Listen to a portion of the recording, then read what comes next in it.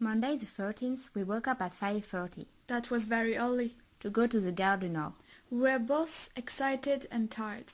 We came to the meeting point to join the class. And we went to the Eurostar area going through customs. Next, we got on the train. We were really glad to see that there was a free Wi-Fi. But unfortunately, there were too many people trying to connect. So we weren't able to use it. After 2 hours of journey, we arrived at St. Pancras station. It's the London International Station. It was built in the 19th century during the Victorian era. With a neo-Gothic architecture. Now, it combines old and modern with a glass roof on the arcades. It's a symbol of London architecture.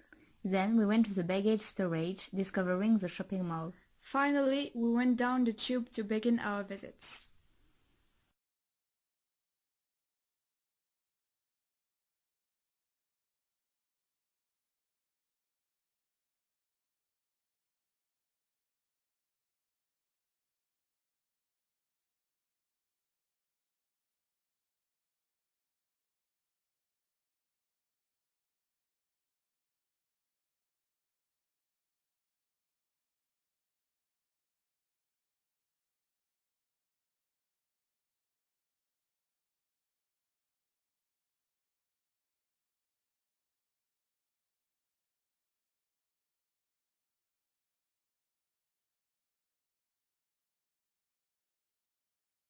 We are going to talk about transportation in London.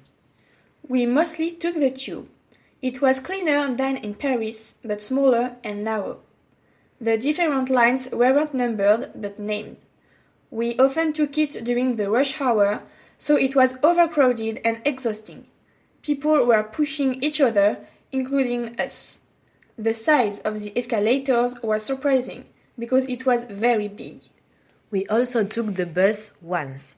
We saw the typical red buses in the streets, but the one in which we were was a blue Spotify bus, so this was really funny. It was more pleasant to travel in bus than in tube because we could see the city through the windows and we were sat upstairs. Besides, there were lots of seats at each floor. Transportation was an important part of our journey because we moved a lot in London.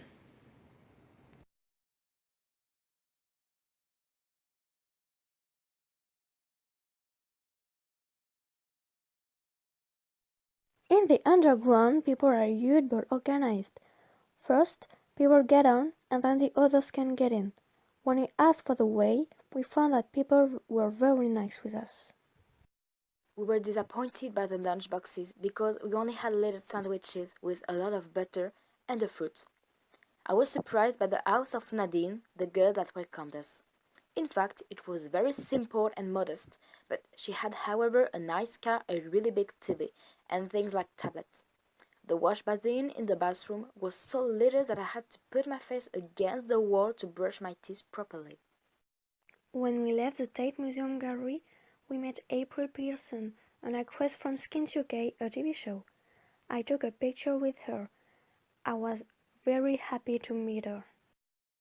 This is the London Eye. It is also called the Millennium Wheel because it was built for the festivities of the year 2000. The building started in 1998 and the wheel finally opened in March the 9th of 2000. It is on the right bank of the Thames. The wheel is about 135 meters high. It is the highest wheel of Europe and the 6th highest wheel of the world. Here is the panoramic view from the top of the wheel.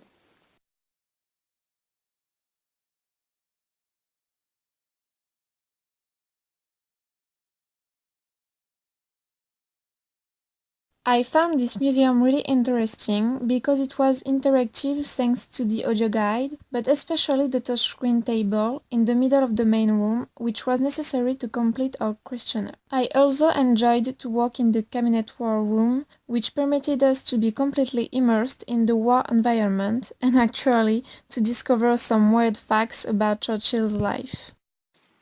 And here is the famous Churchill War Rooms Museums, which tell the exciting life of the most world-famous English Prime Minister Winston Leonard Spencer Churchill, from his childhood to his role as a resistance leader during the Second World War, this museum redraws the history of a man with an inexhaustible thirst of adventure which became the legendary man with the 150,000 cigars.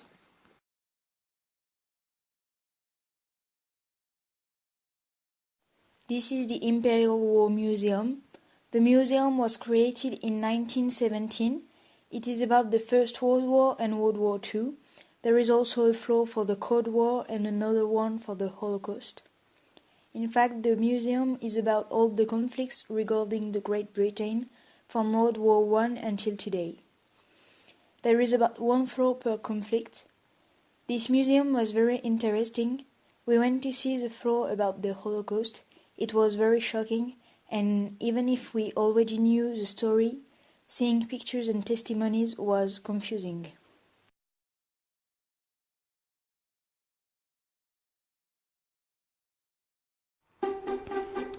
During our trip to London, we went to the Imperial War Museum. The museum was huge. It had 3 levels and was filled with lots of things to see. While we were there, we learned about the history of Britain during World War I and World War II.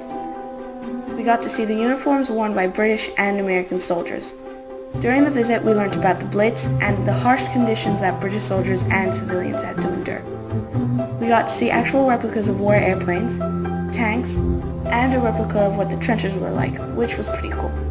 I personally really like the museum because besides the fact that World War II is quite a dark subject, it is one of my favorite subjects in history.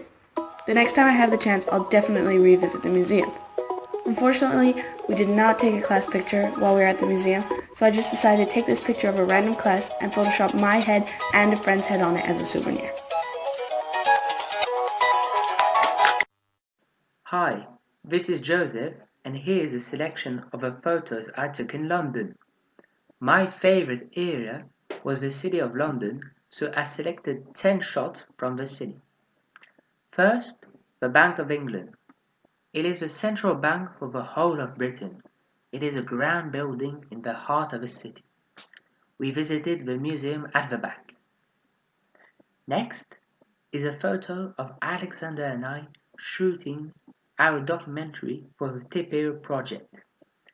Our topic is electronic money in the Anglophone world. In the background, it is possible to see the figure of Britannia, the emblem of Britain, and the date when the bank was founded, 1694. There is heavy security inside the museum. This is because you can lift a real gold bar which is worth a lot of money. You can see it on photo number 3. It weighs 13 kilos. This was very exciting. Photo number 4 is a caricature. It was drawn by James Gilray in 1797. It depicts the bank personified as an old lady whose dress is made up of £1 notes. The Prime Minister, William Pitt, is trying to kiss her and steal her money at the same time. Pitt needed more money to go to war against France, but the bank protected her reserves. The bank's nickname is the Old Lady of Threadneedle Street because of a caricature and because of the bank's actual address, which you can read. This is a strange address, so everyone remembers it. EC on the sign stands for Eastern Central. Not far from the Bank of England is Leadenhall Market, a beautiful Victorian gallery with a glass roof and red paint. The place inspired scenes for Harry Potter and the Philosopher's Stone. Next come 2 skyscrapers. The Gherkin on photo 7 is superb with its blue color and its spiral shape. It was built by the architect Norman Foster, who has also built the Imperial War Museum. Another superb tower on photo 8. This one is the Lloyd's Building, a famous insurer. You can see all the pipes and lifts outside. It looks a bit like the Pompidou Center. St. Paul's Cathedral is on photo 9. The style is Baroque and the dome is huge. It was designed by Sir Christopher Wren after the Great Fire of 1666 destroyed most of the city. Talking about a fire, This is where it started. The monument on photo 10 commemorates the location near Pudding Lane where the fire started at the bakery and raged for 3 days, destroying the medieval city of London. That's it. Thank you for listening. Here is the city. It's a business district situated in the east of London. The capital is separated in two parts by the Thames. The city is on the left bank. Many bridges cross the river, for example, the London Bridge, which is one of the most famous in London. Every day, many people cross the bridges to go to work. The city is surrounded by a lot of fire. There is many buildings with different architecture, including the Gherkin, the Shard, the Walkie-Talkie, and the Leadenhall building. In the city, we visited the Bank of London, the center of the financial power that we can see behind us. During the visit, we answered to a questionnaire. It was really interesting. The bank was founded in 1694. Its nickname is the Old Lady of Swedenhall Street in reference to its address. We could even touch a bar of gold. Today it was 385,153 pounds and it weighs 18 kilograms. Oh my god. Je me sens puissante. Je rigole.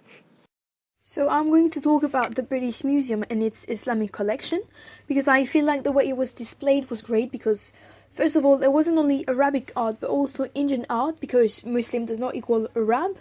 Besides, there were lots of different types of art like paintings or clay works.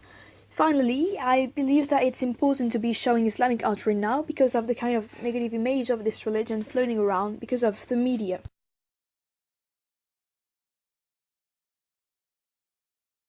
This bridge links the St. Paul Cathedral to the Tate Modern Gallery, crossing the Thames. It's the capital's first dedicated pedestrian footbridge, and it's a steel suspension bridge.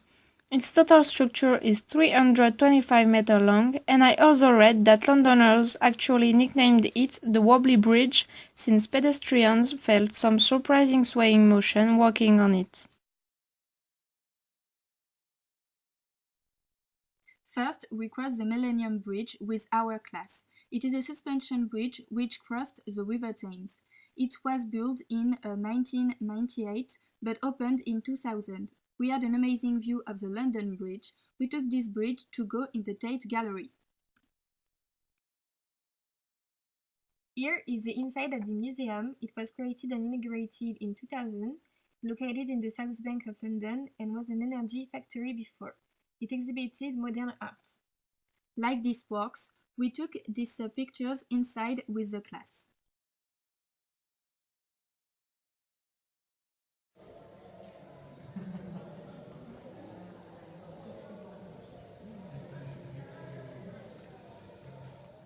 For example, the name of this work is Spider, created in 1994. Its materials are bronze, silver, and granite. We felt afraid by this piece because it's huge and looks like an insect, disgusting. We went on the 10th floor of the Tate Modern Gallery to contemplate the view of London. It was very windy, as you can see.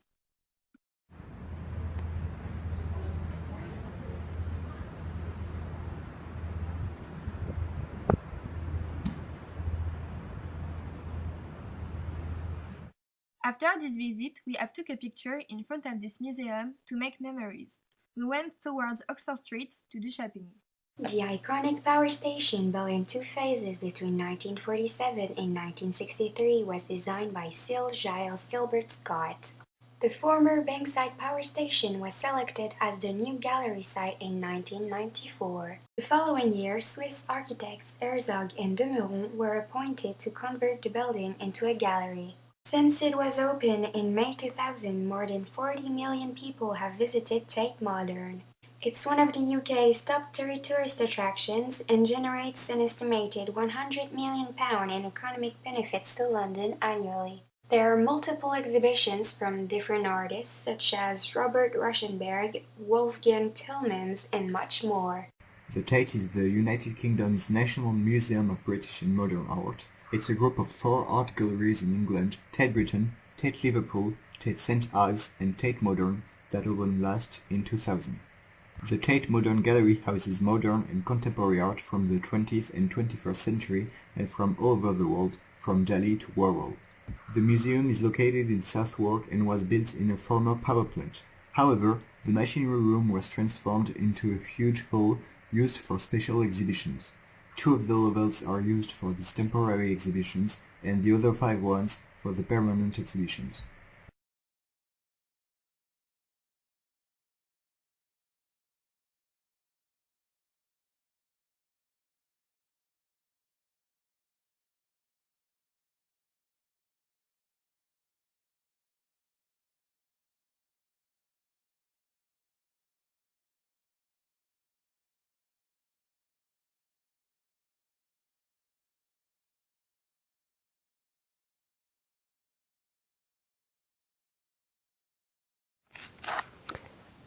There were 2 incredible installations, such as a mountain of radios from different times, which diffuse different sound in a dark room.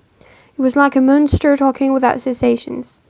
We enjoyed this morning resembling to a journey in the mind full of question and frustration of artists from different times. As we follow our class in Richelieu, we were used to question ourselves about what can be considered as art, and we weren't surprised or shocked by the artist's creations. We could see classic painting, but also all those with unnatural shapes, which made them look like child's drawings.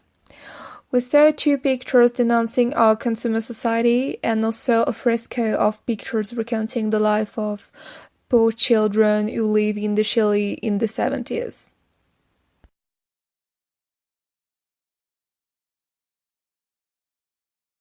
Tate Museum is a former factory which presents an international modern and contemporary art. When we went to this museum, there were different exhibitions and free collection displays. In this museum, which can be compared to the Pompidou Center in Paris, we visited rooms presenting us different modern artwork.